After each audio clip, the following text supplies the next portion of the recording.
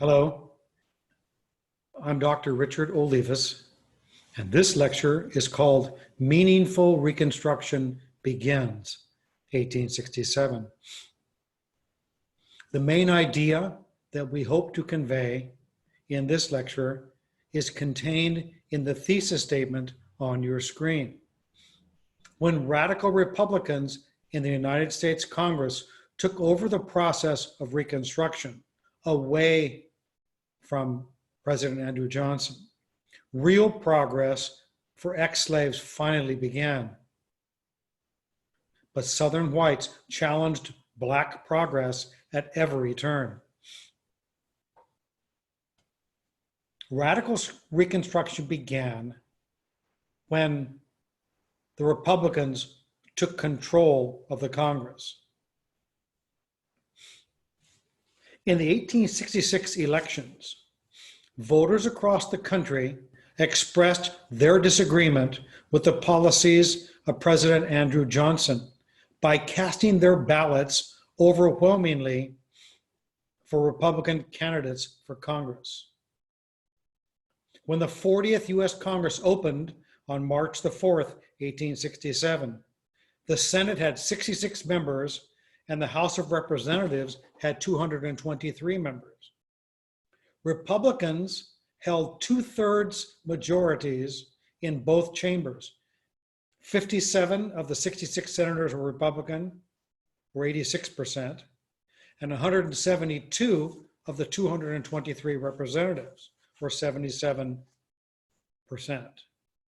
Since Congress can override a presidential veto by a 2/3 vote in both chambers, Republicans, when voting together as a bloc, passed 3 major Reconstruction acts that put the former rebel states under military rule and extended voting rights to the freedmen.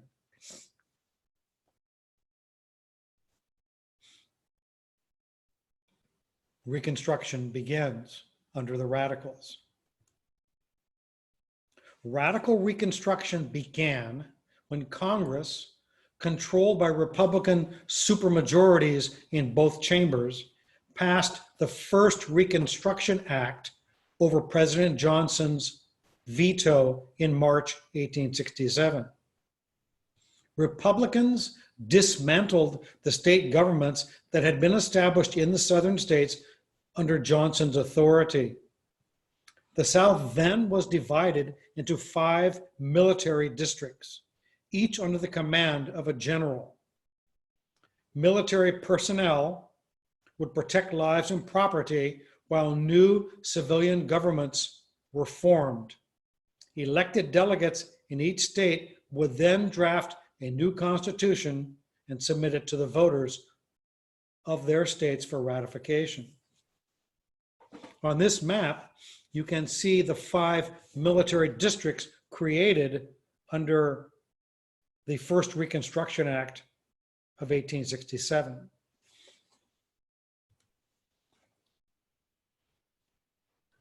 Universal manhood suffrage.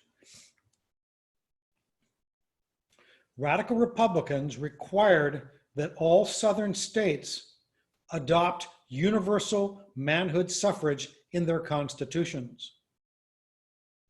As you can see here on the left, with inside the red boundaries, you can see the language that changed the history of the South. The Reconstruction Act conferred the vote on all male citizens, 21 years old and upward, of whatever race, color, or previous condition of servitude. For the first time in American history, African Americans were given the right to vote. Also, as you can see in the second red box, each southern state was required in its state constitutions to approve the 14th Amendment to the United States Constitution. Legislative efforts by radical Republicans, combined with efforts by African Americans themselves, made possible important gains in the struggle for freedom. Black political life. Black men and women engaged in political organizing in the southern states in 1867 and 1868 after the Reconstruction Act granted freedmen, but not freed women, the right to vote. One fair-minded journalist observed that this particular scene shows the newly enfranchised citizens of the United States engaged in the discussion of political questions upon which they are to vote. Black men and women took advantage of the opportunities to begin political organizing in the southern states.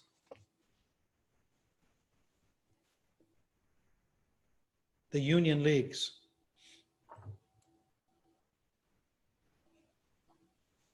The Union Leagues began in the northern states in the early years of the Civil War. The Union League of Philadelphia was founded in 1862 to support the Union cause during the Civil War, and it rented space in this building in the photograph. Members of the Union League promised unqualified loyalty to the government of the United States and unwavering support of its efforts for the suppression of the rebellion, meaning the Confederacy. And Union Leagues that supported radical Reconstruction spread across the South, excuse me, in the years after the Civil War ended. The Union Leagues were social, fraternal, and patriotic groups in which Black people often, but not always, outnumbered white people and gave people an opportunity to sharpen leadership skills and gain an informal political education by discussing issues from taxes to schools. In this famous drawing, Black troops in the United States Army received their regimental colors at a Union League ceremony in New York City. The Union League of New York City helped raise 3 groups of Black soldiers for the Union Army: the 20th, the 26th, and the 30th regiments. The 20th Regiment sailed from New York City Harbor in early March 1864 and headed to New Orleans to fight with distinction against the Confederate States. And you can see the jubilant African Americans and others in this crowd. Sit-ins and strikes. Blacks in southern cities also began to stage protests in a number of venues, and in this particular case, against segregated streetcars. Many people think that protests by Black Americans began in the 1950s and 60s in the modern civil rights movement. But in fact, the protests of the 50s and 60s have important antecedents at this particular time. In 1867, African Americans protested against segregated streetcars in a number of southern cities, including Charleston, South Carolina, New Orleans, Louisiana, and Richmond, Virginia. Black passengers in these and other cities were only permitted to stand in the front and rear platforms of horse-drawn streetcars, but they could not sit inside the streetcars. Black sit-ins, especially in cities that were under Union military occupation, led streetcar companies to abandon this discriminatory practice. One of those individuals who fought against segregated streetcars was the famous Octavius Cato. Some people say Cato. Octavius Cato fought against laws in Philadelphia that prohibited African Americans from riding railways, segregated education within city schools, and that limited the right of African Americans to vote. but black activist Cato was gunned down in the street by a white man who was trying to intimidate African Americans from voting in 1871.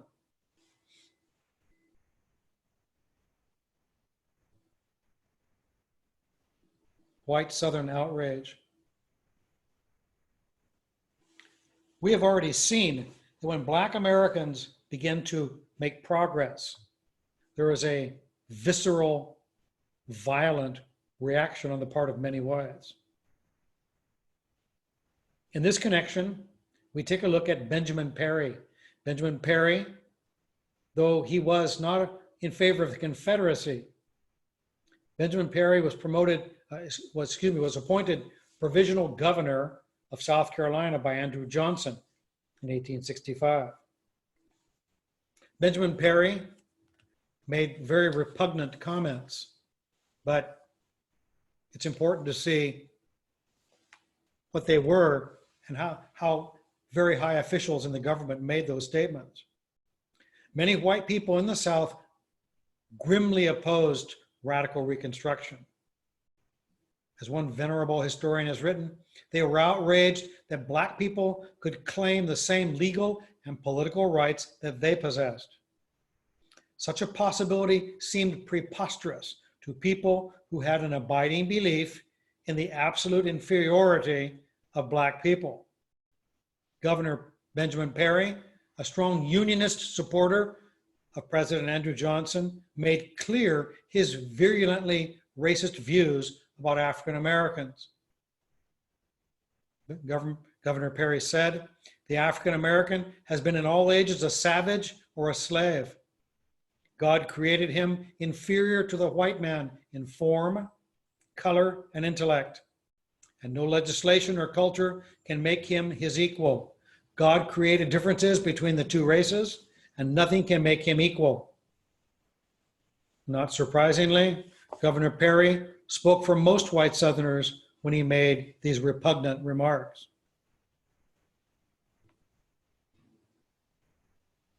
Nonetheless, these kinds of remarks did not deter African Americans from entering the political system in the American South.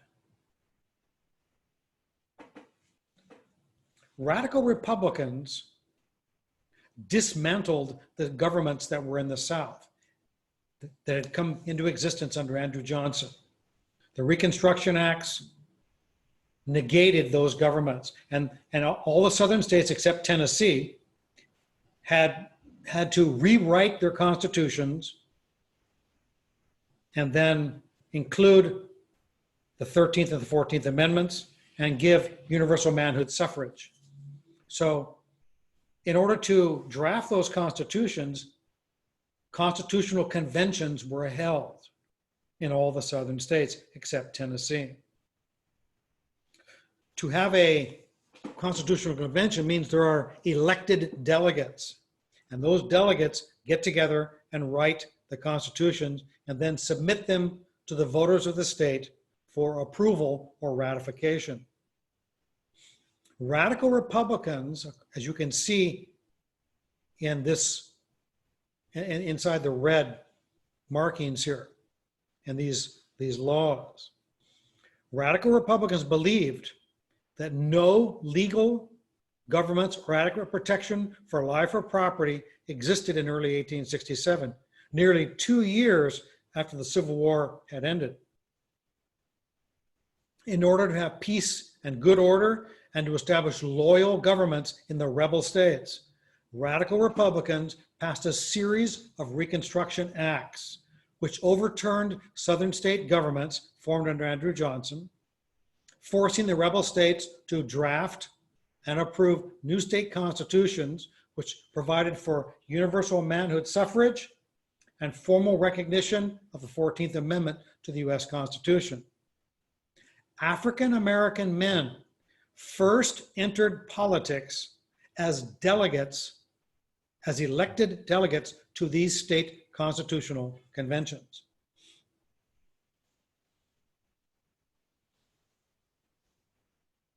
African American men as a group first entered politics as delegates to constitutional conventions in the southern states in 1867 and 1868. Each of the former Confederate states, except Tennessee, which had already been restored to the Union, elected delegates to these conventions. The Constitutional Convention of the state of Virginia, as we can see in this drawing, met in Richmond, Virginia from December the 3rd, 1867 until April 17th, 1868. 24 of the delegates to Virginia's convention were African Americans. This is very historic. And they played important roles in forming and ratifying these important documents. Since these Black delegates were Republicans, the question is, who were the Southern Republicans? Who made up the Republican Party in the South?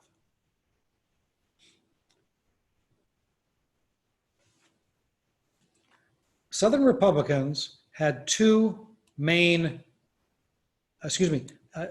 Republicans had three main groups. They were made up first of carpetbaggers, scalawags, and freedmen. Carpetbaggers, scalawags, and freedmen.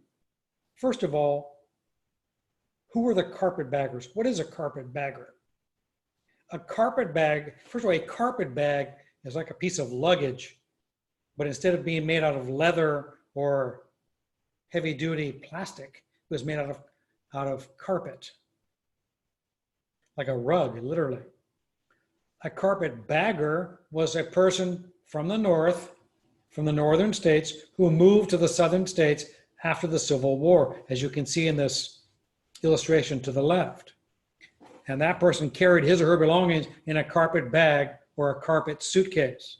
Many of these individuals were reformers, religious workers or missionaries, and business people.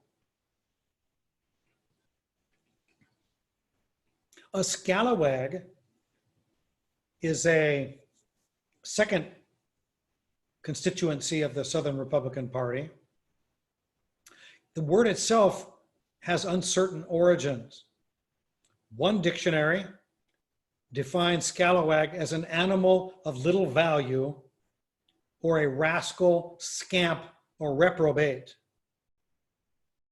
Southern whites, most of whom were Democrats, labeled as a scalawag any Southern white who tried to cooperate with the Republicans.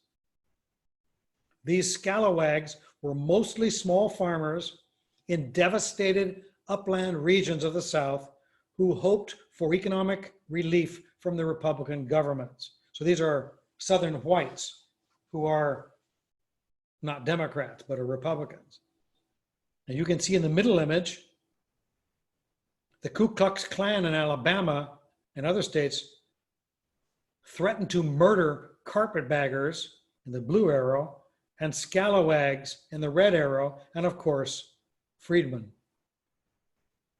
On the right, you have a scalawag and a freedman.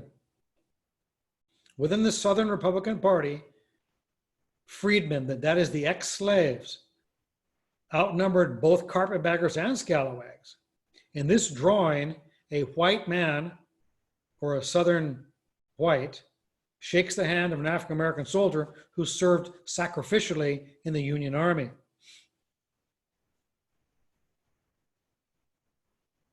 Black delegates to state constitutional conventions.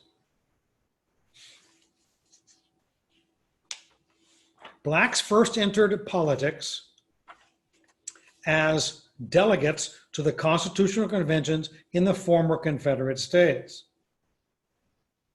Of the 1,000 men elected as delegates to the 10 state conventions, Professor Eric Foner estimates that 265 were African American. Black delegates were a majority only in the South Carolina and Louisiana conventions. in most states, including Alabama, Georgia, Mississippi, Virginia, North Carolina, and so on, African American men made up 10% to 20% of the delegates. According to Professor Foner, at least 107 of the 265 had been born slaves. Approximately 40 had served in the Union Army. Several were well-educated teachers and ministers. Others were tailors, blacksmiths, barbers, and farmers. Most went on to hold other political offices in the years that followed. One of those delegates to the Constitutional Convention in the state of North Carolina was Reverend J.W. Hood, that you can see on the left here. He was pastor of the AME Zion Church in New Bern, North Carolina. Black delegates to the state constitutional conventions. Southern whites were very quick to dismiss as insignificant the constitutions that were written. But what were they like? What is a fair evaluation of those constitutions? These delegates, in the words of one, produced impressive constitutions. Unlike previous constitutions in the South, the new constitutions ensured that all adult males could vote, and except in Mississippi and Virginia, they did not disfranchise large numbers of former Confederates. That is, they were charitable. They conferred broad guarantees of civil rights. In several states, they provided the first statewide systems of public education. These constitutions were progressive, not radical. Black and white Republicans hoped to attract support from white Southerners for the new state governments that these documents created by encouraging state support for private businesses, especially railroad construction.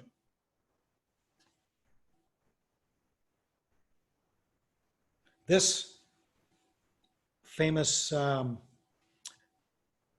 document on the left celebrates the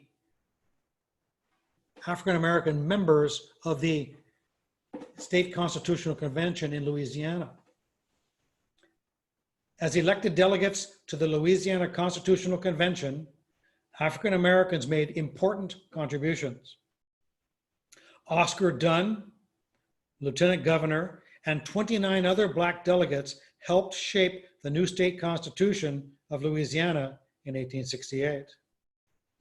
The Constitution of 1868 was one of the best in Louisiana history, and at the time was one of the most forward-looking constitutions in the United States. It extended voting rights and other civil rights to Black males, established an integrated free public school system, and guaranteed Blacks equal access to public accommodations. The 1868 Constitution was also the first one in history, in Louisiana history, to provide a formal Bill of Rights. The Black codes of 1865 were eradicated, as were property qualifications for holding office. Writers of the Constitution also disfranchised former Confederates. In real terms, the new Constitution did little to end racial discrimination. Although Blacks tested anti-discrimination legislation in the courts and authorities occasionally enforced its provisions, the color line was rarely challenged in Louisiana. Most African Americans could not afford to ride trains and steamboats, attend the opera, or eat and drink at expensive clubs, nor could they pay the costs of bringing the offending institutions to court. But it was a significant step forward. Under the new constitutions that granted universal manhood suffrage, there were elections to ratify the constitutions and to elect state officials. Black men were eligible to vote across the South for the first time in 1868. Elections were held in 1868 to ratify the new constitutions and elect officials at all levels, city, county, state. The response of white Democrats varied. In some states, Democrats boycotted the elections. In others, they participated but voted against ratification. And in still other states, they supported ratification and attempted to elect as many Democrats as possible to office. Thankfully, Congress required only a majority of those voting, not a majority of all registered voters, to ratify the state constitutions. So in each state, a majority of those voting eventually did vote to ratify. And in each state, Black men were elected to political offices. On the left here, you see a list of Black men registered to vote in South Carolina and St. Helena Island. And on the right, a famous drawing called The First Vote. You can see a Black farmer, a businessman, a soldier, and others casting their ballots under the watchful eye of a member of the Freedmen's Bureau. The first Black office holders. Remember that political rights mean the right to vote and the right to hold office if elected.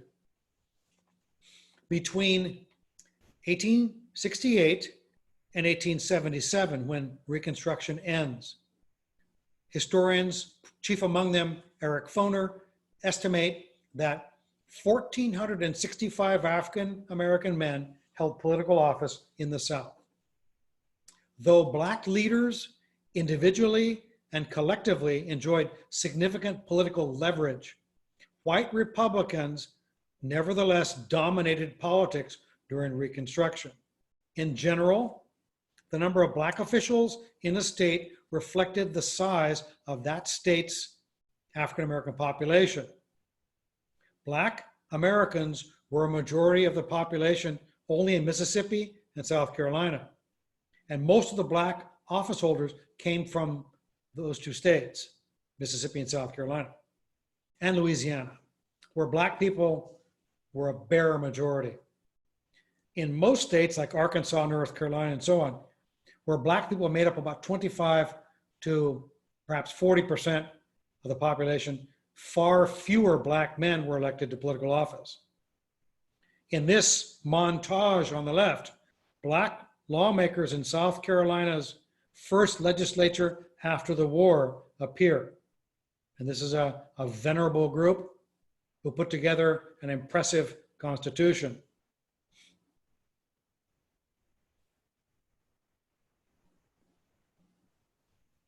African American men were elected not only to local, county, and state office, but some were elected to some of the highest political offices in the country once Black voting rights were established. On the left, Hiram Revels, and on the right, Blanche Bruce, represented the state of Mississippi in the United States Senate.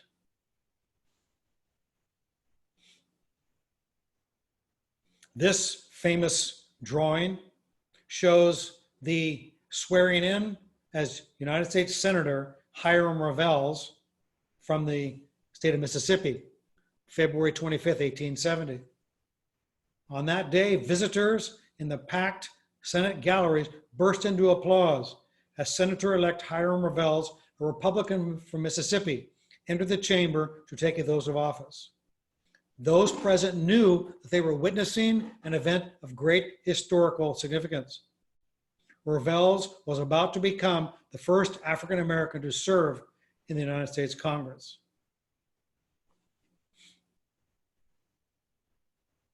During the Reconstruction era, a total of 17 African Americans served in the United States Congress, 15 in the House of Representatives and 2 in the United States Senate. This shows 7 of those individuals.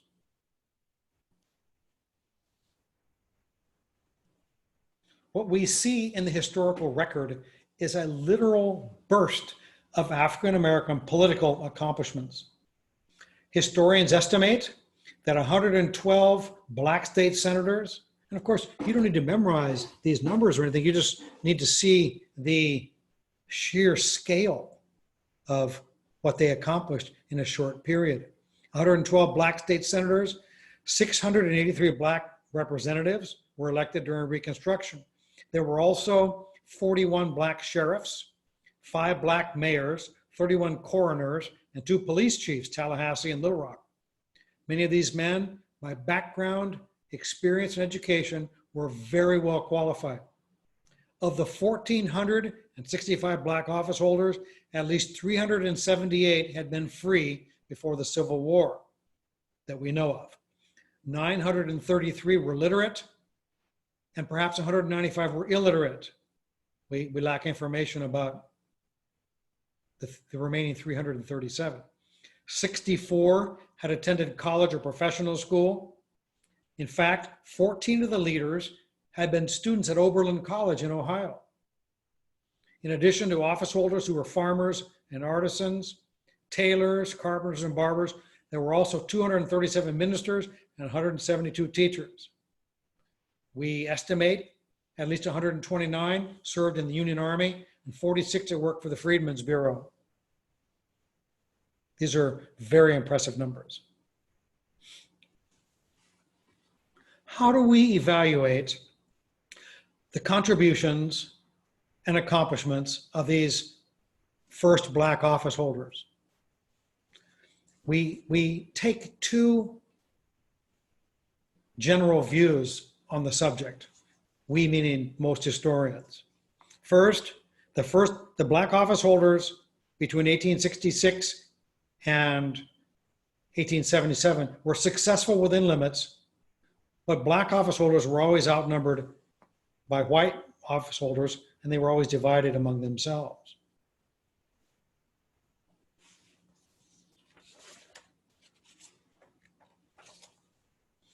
It's a regrettable fact, but I should point out, if I may, I'm just going to go back to this prior point, just to make a quick observation. Black office holders were successful within certain limits. It was very difficult for them to pass a black agenda. They were not, except in 2 states, they did not outnumber white office holders. But they did make important contributions to public education, criminal justice reform, and things like that. But black leaders were always outnumbered by whites and divided among themselves. If they're outnumbered by whites, it's very difficult to enact a black agenda. And they were divided among themselves. There were differences between black office holders who before the war had been free and those who were slaves. There are differences between African Americans who are in the city and those who have spent all their lives in a rural area. Even if everyone, for example, were to agree that you need year-round education and publicly funded education, they would not agree, for example, that attendance should be mandatory, because in rural areas, black legislators or black lawmakers would understand that students sometimes need to take off for the harvest or for planting and therefore should not be required to go to school. And so even if education were required, they might disagree on how to pay for it, things like that. So they're very successful within limits. Now, there is significant unity, however, among whites. That is, the vast majority of whites are unremittingly opposed to black voting and black office holding. Republicans in the South had disagreements among themselves, as one eminent historian has so eloquently stated. But they still might have failed to sustain themselves for long, even if they had agreed. Most white Southerners, led by conservative Democrats, remained absolutely opposed to letting African American men vote or hold office. Of course, because black people voted did not mean that they ruled during Reconstruction. Many white people, however, failed to grasp that. Many white Southerners called it black rule. It wasn't black rule, it was Republican rule. And Republicans were controlled by white Republicans. Instead, for most white Southerners, the only acceptable political system was one that excluded black men and the Republican Party. As far as most white people were concerned, the end of slavery and the enfranchisement of black men did not make black people their equals. They did not accept the 14th Amendment. Most Southern whites attacked Republican governments and their leaders unrelentingly.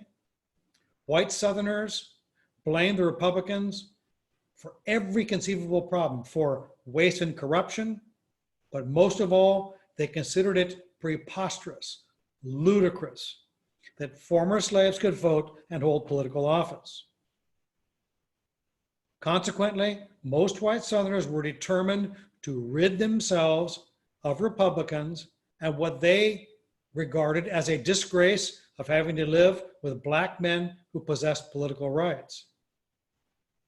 White Southerners said, "We do not need to be reconstructed. We need to be redeemed. We need to redeem our states by getting rid of Republicans and restoring white Democrats to power." Sadly, tragically, this did not mean simply defeating black and white Republicans in elections. It meant removing them from any role in politics. Most white Southerners believed that any means, fair or foul, were justified in exercising this evil.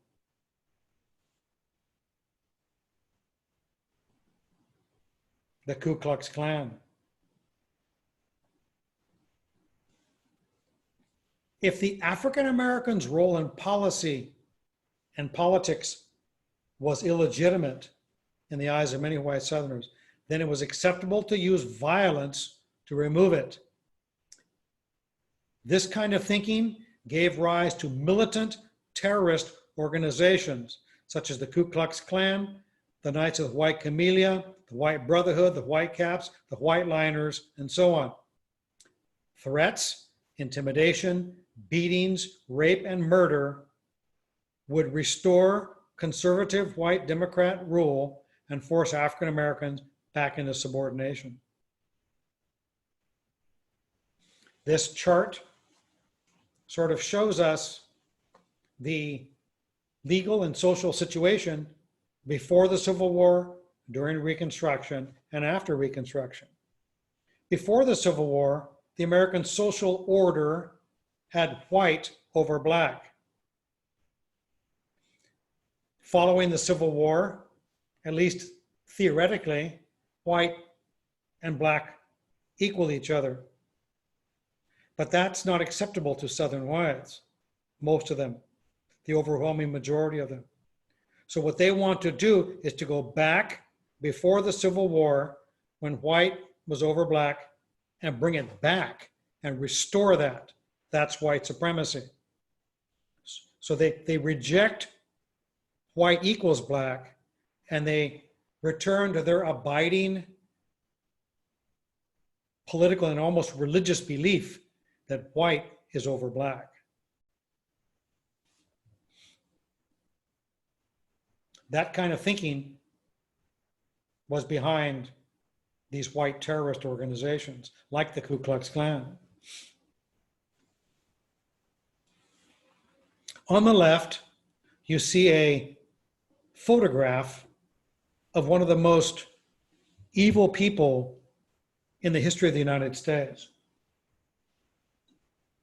His name was Nathan Bedford Forrest. He was a Confederate general, and he was responsible for the 1864 Fort Pillow Massacre, which you can see pictured on the right, in which rebel or Confederate troops killed over 231 African American and other Union troops who had surrendered under a white flag of truce. Forrest ordered the attack on them. And Forrest went on to become an important figure in the rise of the Ku Klux Klan, a white terrorist organization which arose in direct response to African American voting and office holding.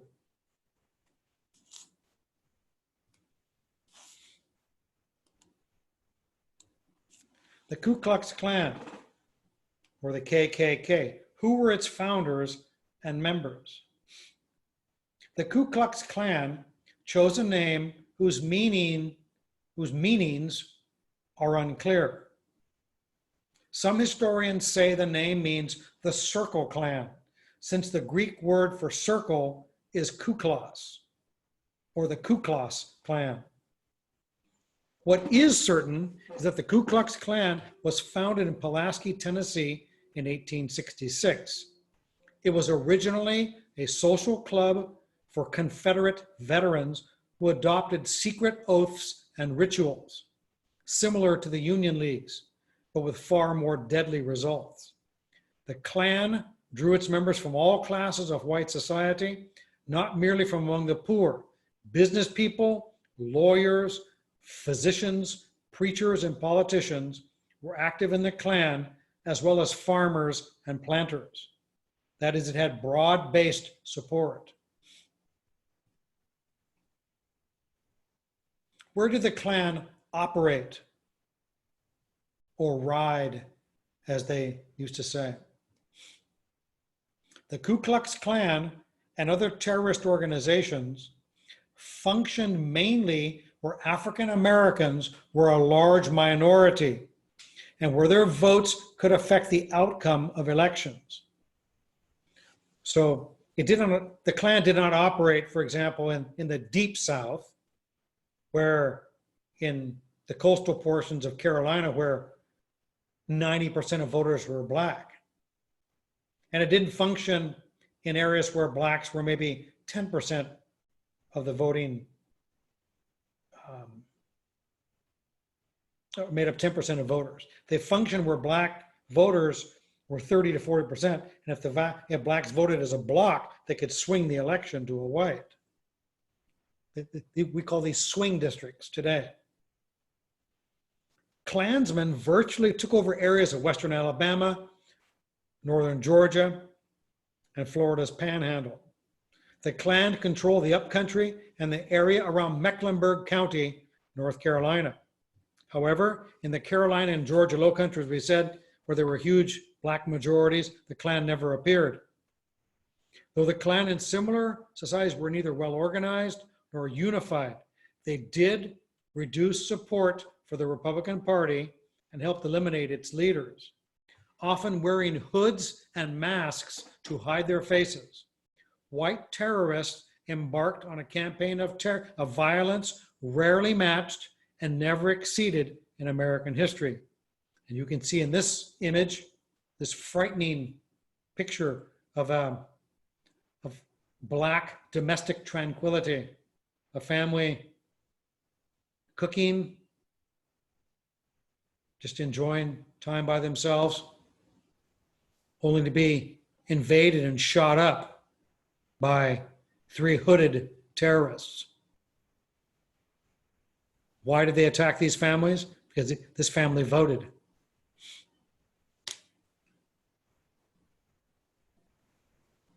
Examples of white terrorism. While terrorism spread across the South after the Civil War, the Klan was especially active in York County, South Carolina, where nearly the entire white male population had joined the Klan. When local grand juries failed to take action, federal authorities urged President Ulysses S. Grant to intervene, describing the state as under the domination of systematic and organized depravity that created a carnival of crime, not paralleled in the history of any civilized community. More than 60 years later, W.E.B. Du Bois described Klan violence as armed guerrilla warfare and estimated that between 1866 and mid-1867, the Klan committed 197 murders and 548 aggravated assaults in North Carolina and South Carolina alone. What could be done to stop Klan violence?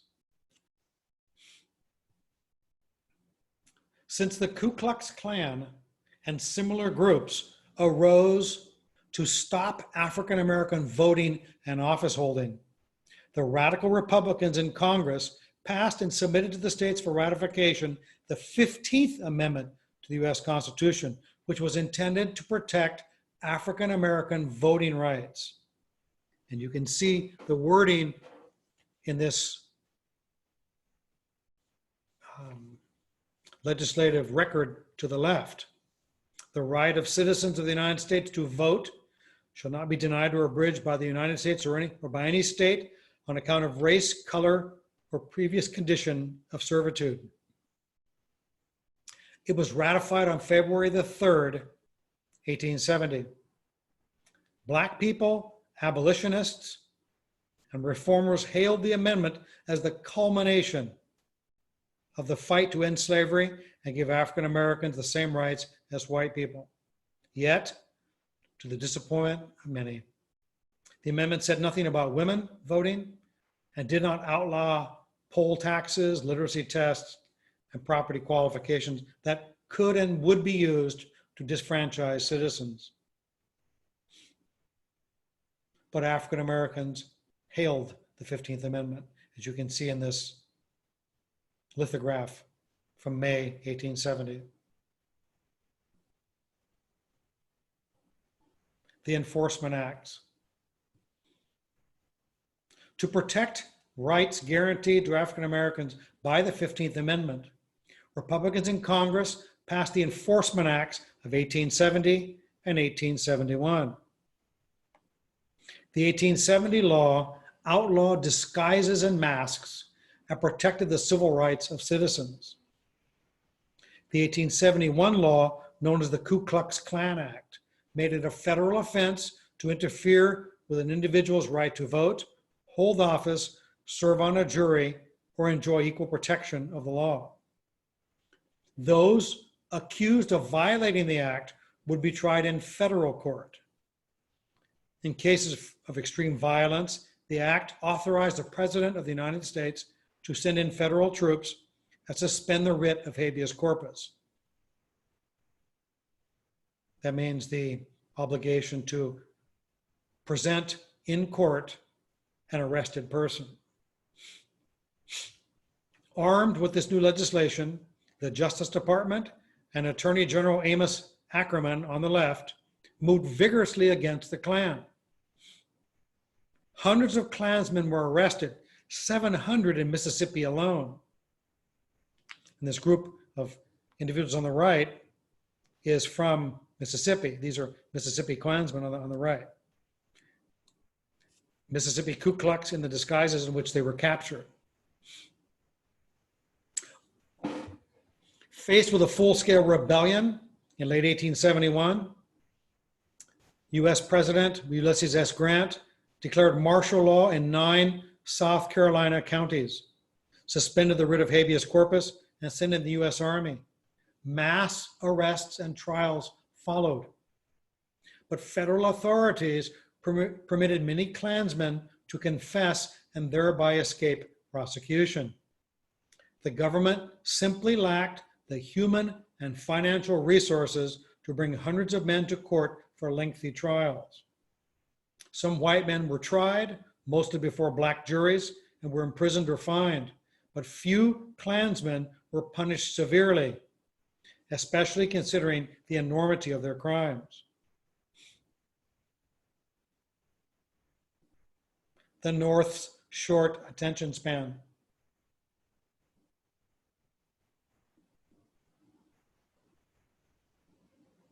After radical Reconstruction gave African Americans the right to vote and hold political office, one Southerner reportedly said, We don't like the Union as it is.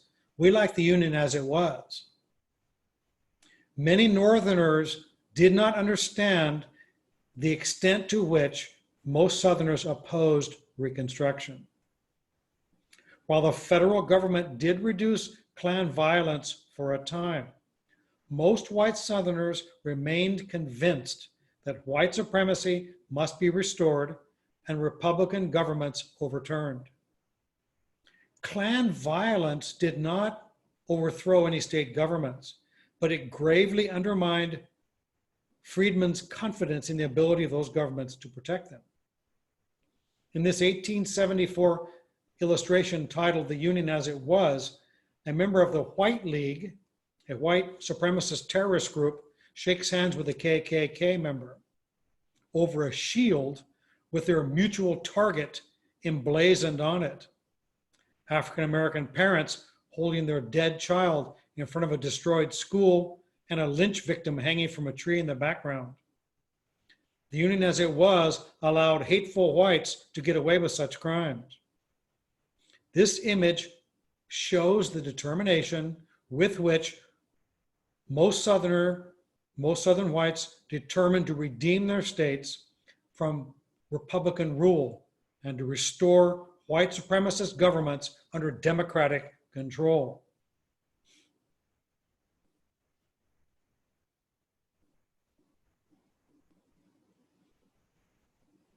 Violent redemption.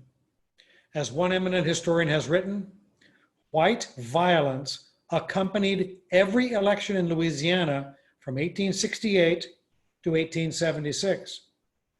After Republicans and Democrats both claimed victory in the 1872 state elections, African Americans seized the small town of Colfax, the Colfax courthouse along the Red River to protect themselves against a Democratic takeover.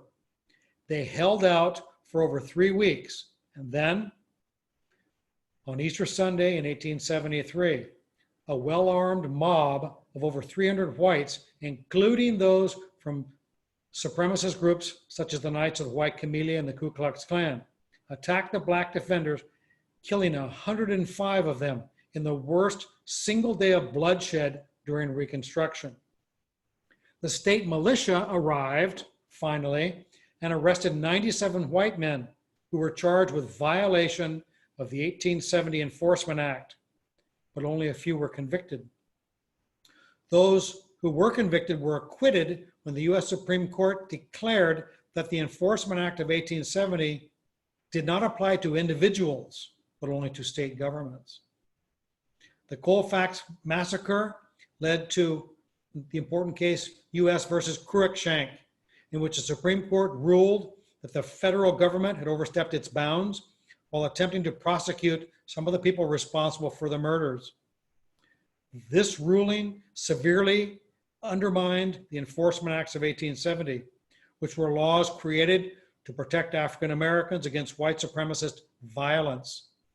It is because of this case that by 1875, states became solely responsible for prosecuting racially and politically motivated crimes, which of course they were reluctant to do.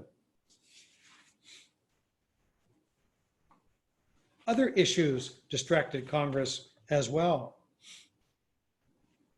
Pressing issues of national importance like railroads, currency, trade, and worst of all, bank failures and the financial panic of 1873 distracted congressional Republicans in the North and inclined them to pay less attention to Southern violence against African Americans and their small group of white supporters.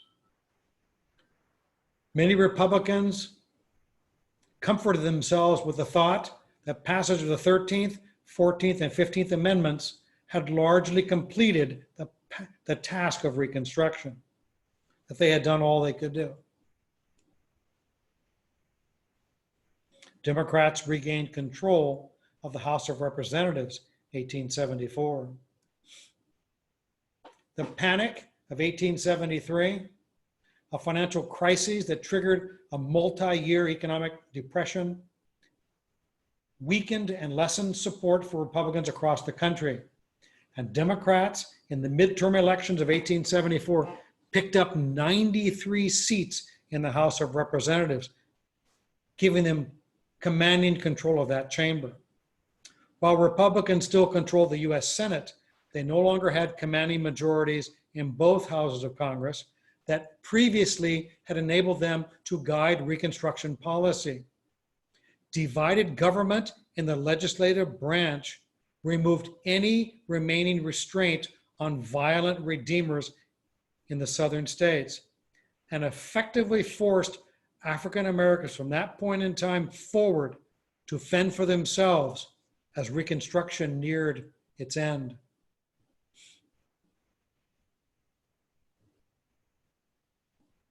Reconstruction ended as it began in violence and controversy.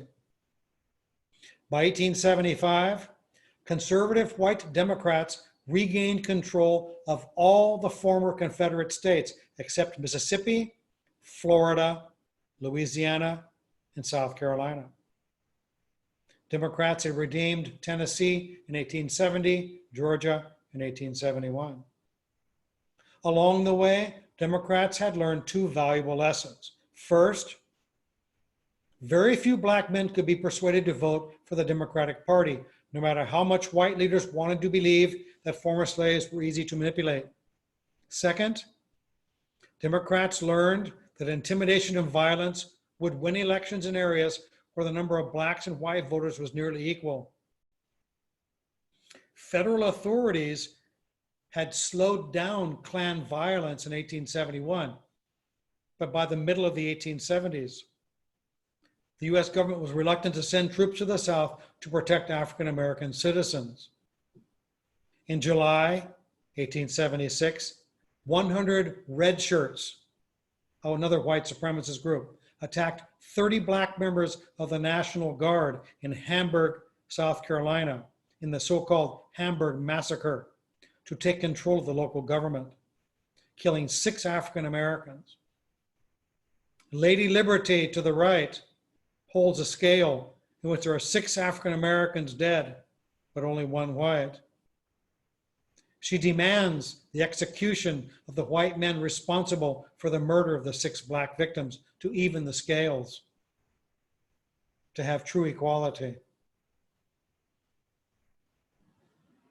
The Compromise of 1877. The presidential election of 1876 was very controversial.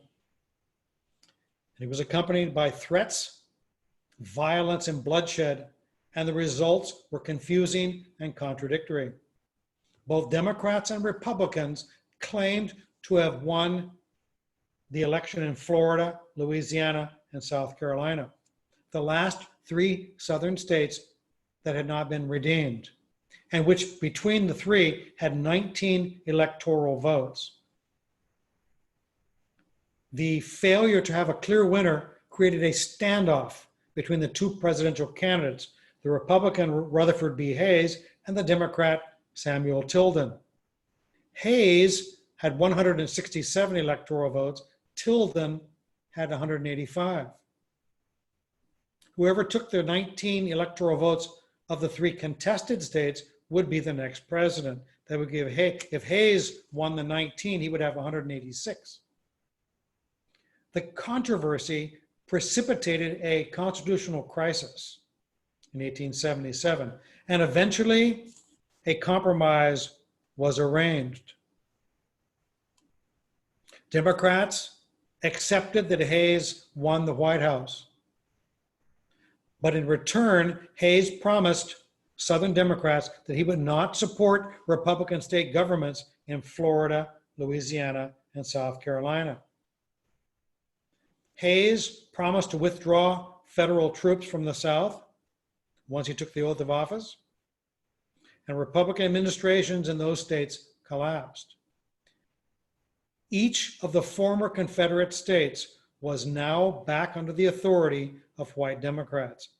Every Republican state government in the South was gone. Henry Adams, a black leader from Louisiana, explained what happened. In these memorable words, he said, the whole South, every state in the South, had got into the hands of the very men that held us as slaves.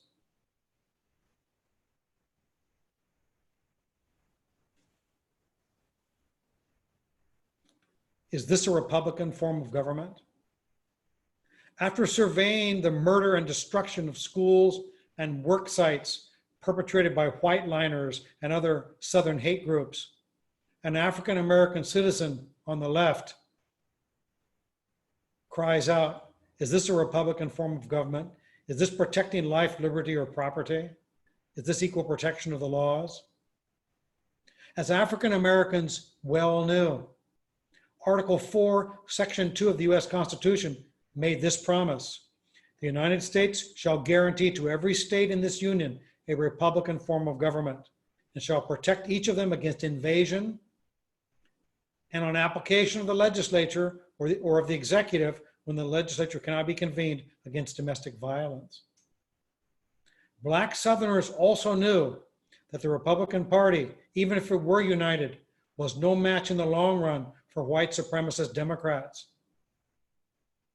As one eminent historian has written, the glorious hopes that emancipation and the Union victory in the Civil War had aroused among African Americans in 1865 appeared forlorn or gone by 1877.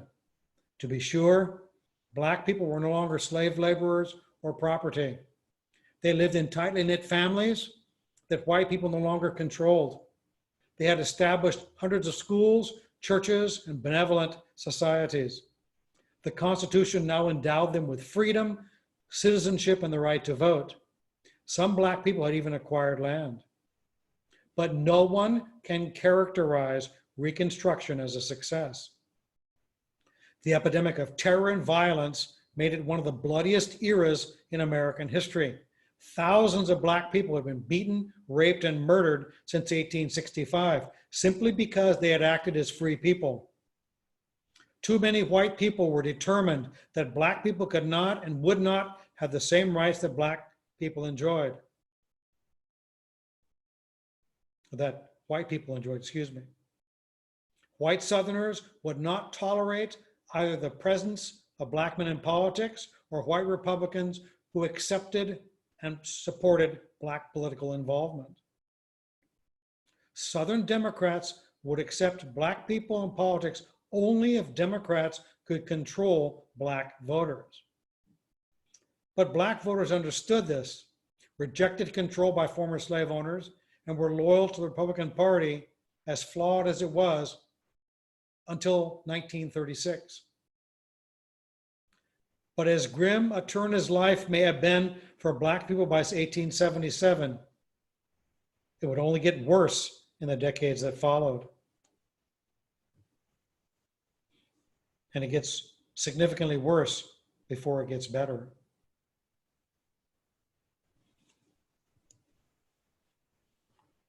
Thank you for your attention, and I hope that this lecture was interesting, informative, and sobering.